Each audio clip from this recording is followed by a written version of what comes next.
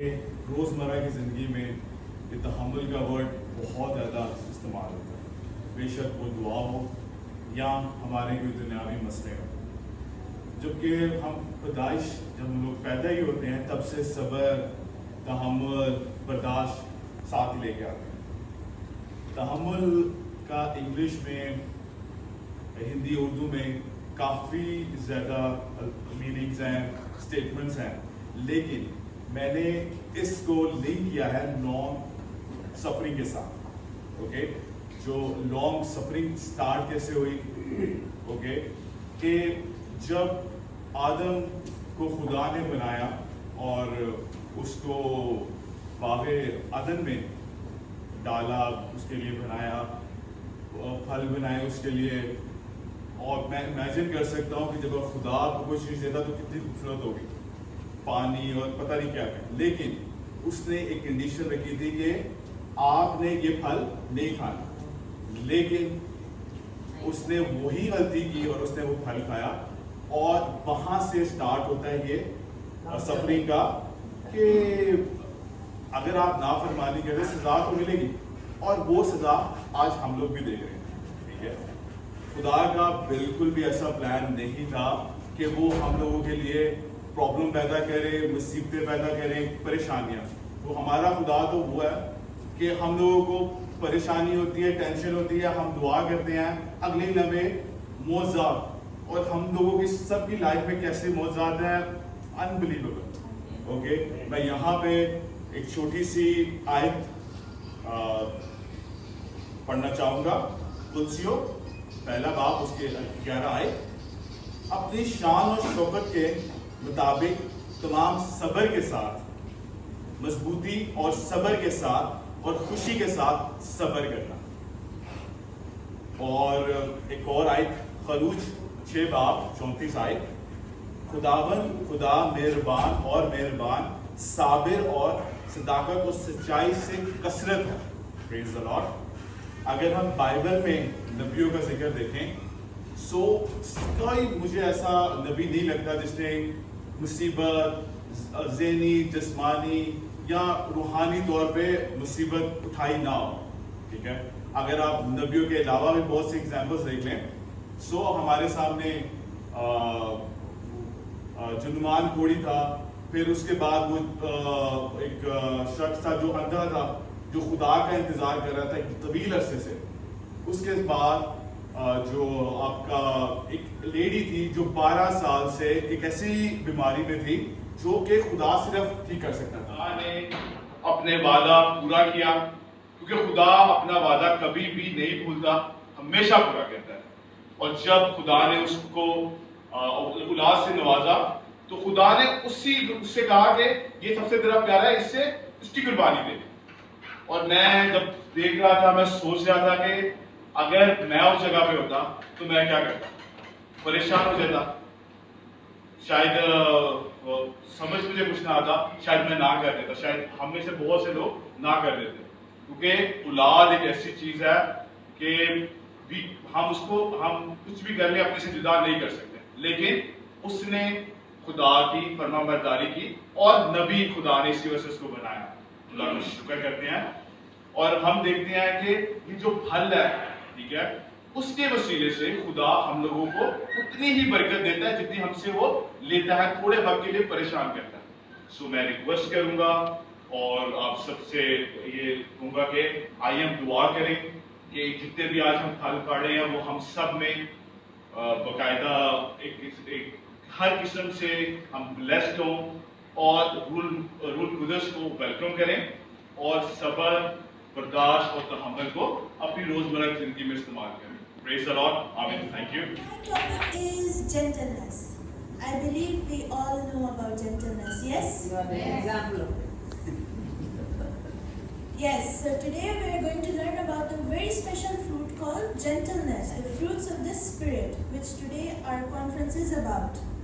And let's have a look at gentleness. What's the meaning of gentleness? We see gentleness as being very mild, we are very careful with You want a something. translator? And we are very respectful. Maybe let's take an example. I have my phone here and it's a bit fragile. You know, हमें ध्यान रखना चाहिए कि गिर के टूटे ना. We have to be very careful because if I drop this, it's gone. ये खत्म हो जाएगा. इसका कोई फायदा नहीं है. मैं इसको इस्तेमाल नहीं कर सकती. So जब हम किसी चीज़ को बड़े ध्यान से हम उसकी केयर करते हैं, maybe we'll be very careful about it that we're going to use this phone and we should not drop it or maybe sometimes it will go broke. आजकल हमारी ज़िंदगी में फ़ोन इस्तेमाल करना बहुत ज़रूरी है. कौन इस बात पे एग्री करता है? हमारे फ़ोन में बहुत सारी चीज़ें, ईमेल्स, कॉल्स, मैसेजेस, हमारा राब्ता इसी पे है. We have the basis of communication on our phone. So if we are not careful about it, then maybe we feel like we're lost in life. हम गुम हो जाते हैं. हमें नहीं पता हम किससे राब्ता करें, कैसे राब्ता करें, हम किसको ईमेल कैसे भेजेंगे. तो इसलिए हमें बहुत ध्यान से यूज़ करना पड़ता है. आगे बढ़ते हैं. Respectful. What is respectful? When we say being gentle means respectful. हम बड़े किसी को इज्जत देते हैं, है ना? Gentleness में इज्जत हम कैसे देते हैं?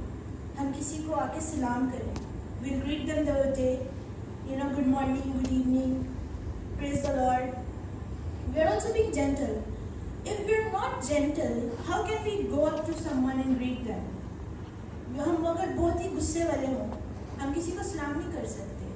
हम उनके पास जाके नहीं कह सकते praise the Lord या सलाम. So, if we are so aggressive, अगर हम बहुत गुस्से वाले हैं, तो हम कुछ भी नहीं कर सकते. हम यहाँ तक कलाम भी नहीं पढ़ सकते, ना हम समझ सकते हैं. We cannot understand the word of God. Because if we don't have any gentleness in us, how can we listen to God's voice? We say God's voice is very soft. खुदा की आवाज़ बहुत आहिस्ता से आती है, हमें सुनाई देती है. So if you are so angry, आप में बहुत गुस्सा हो, आप कैसे खुदा की आवाज़ को सुन सकते हैं? You can't. शैतान की आवाज़ शायद आपको सुनाई दे, खुदा की नहीं. उससे में शैतान की बात. Yes, agree. So the Bible tells us believers, कलाम हम मसीहों को क्या बताता है? It's specific word हम यहाँ देखते हैं, बहुत खास है. 2 मिनट तो ज़ाया हो गए. हालेलुया. हम खुदावंद के शुक्रगुजार हैं कि खुदावंद ने हमें एक बार फिर अपने हजूर में अपने कलाम से हमें शेयर कर रहा है. तो आज का जो मेरा टॉपिक है वो खुदावंद के कलाम में से गुडनेस. हालेलुया. मैं एक छोटी सी मिसाल आपके सामने रखना चाहता हूँ. एक जगह पे मुनाजरा हो रहा था, तो जो लोग मुनाजरा कर रहे थे उन्होंने एक खुदावंद के खादम से सवाल किया. उन्होंने खुदावंद के खादम से ये पूछा कि ये जो मसीही लोग होते हैं ये दूसरों से अलग क्यों हैं? ये जो मसीही लोग हैं ये दूसरों से अलग क्यों हैं? और खुदावंद के खादम ने कहा ये तो बहुत आसान सवाल है, ये तो बिल्कुल सिंपल सी बात है. उसने एक ही बात कही. उसने कहा कि इनके पास ग्रेस, इनके फजल है. एक ही बात कुरान के खातम ने कही और उसने कहा कि इनके पास क्या है? फजल है.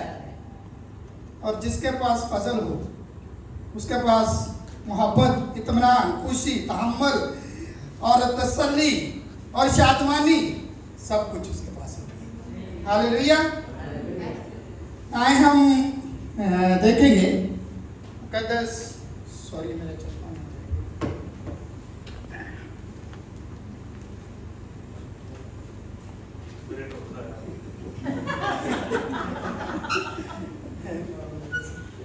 हालेलुया. मुकद्दस याकूब की किताब, याकूब का खत, उसका 8 पहला भाग और उसकी 17 आयत और 18. Book of James, 1st chapter, verse 17 and 18. हर अच्छी बख्शिश और कामल इनाम ऊपर से है और नूरों के बाप की तरफ से मिलता है, जिसमें ना कोई तब्दीली हो सकती है और ना गर्दिश के सबब से उस पर साया पड़ता है। उसने अपनी मर्जी से हमें कलाम हक के वसीला से पैदा किया ताकि उसकी मखलूकात में से हम एक तरह के पहले फल हैं। Hallelujah, hallelujah. तमाम अच्छी चीजें खुदावंद ने किन के लिए रखी हैं? अपने बच्चों के लिए, अपने लोगों के लिए, अपने बरगज़ीदों के लिए, उनके लिए जो खुदावंद पर ईमान रखते हैं। Hallelujah. Our God is good. Our God is love. Our God is great. आमीन। हम क्या हैं? हम खुदावंद के बुलाए हुए लोग हैं। हम खुदावंद के चुने हुए लोग हैं। आज हम यहाँ पर हैं तो किसकी वजह से? हमारे खुदावंद की वजह से, क्योंकि हम इसलिए यहाँ पर हैं कि खुदावंद ने आज हमें चुना है और उसने ये मौका दिया है कि हम उसके जिंदा और जिंदगी बख्श कलाम को एक दूसरे के साथ बांट सकें और एक दूसरे से सीख सकें। आमीन। मैं आज के इस टॉपिक में से सिर्फ 3 बातें खुदावंद के कलाम में से आपके साथ शेयर करना चाहूंगा। खुदा की 3 बातें। नंबर 1, हमारा खुदा तब्दील नहीं होता। हालेलुया। हमारा खुदा तब्दील नहीं होता। देखिएगा मलाकी नबी की किताब, मलाकी नबी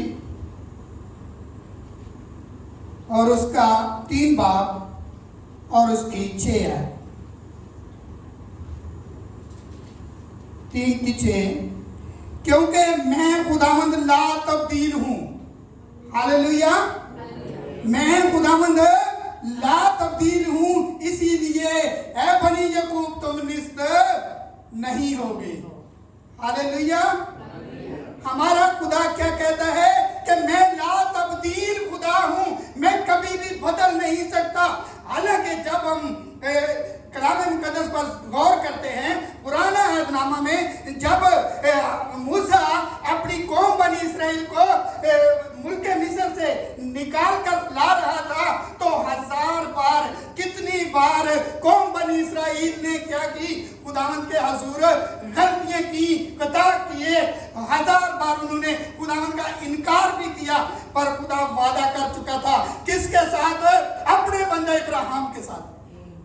और उसने कहा था कि मैं तुझे मुल्क के कनान में लेकर जाऊंगा। आमीन। वो नहीं बदला। खुदा वहां पर बदल सकता था। खुदा ने बहुत बार चाहा भी कि मैं इनको यहां पर निस्त नबूद कर दूं, पर उसने ऐसा नहीं किया, क्योंकि हमारा खुदा ला तब्दील खुदा है। हमारा खुदा कभी बदलता नहीं। आमीन। हम देखेंगे इब्रानियों की किताब, इब्रानियों का खत,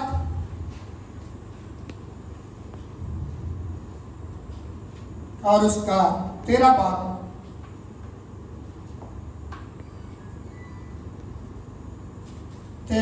और उसकी 8 है। इब्रानियों 13 की 8। यीशु मसीह कल और आज बल्कि अब तक यकसा है। हालेलुया। यीशु क्या है? कल, आज, बल्कि अब तक यकसा है। आमीन। दूसरी बात, हमारा खुदा जो है ना, वो लेने वाला नहीं, हमारा खुदा देने वाला। आमीन। हमारा खुदा देने वाला खुदा है। खुदावंद कहता है, खुदा ने सारे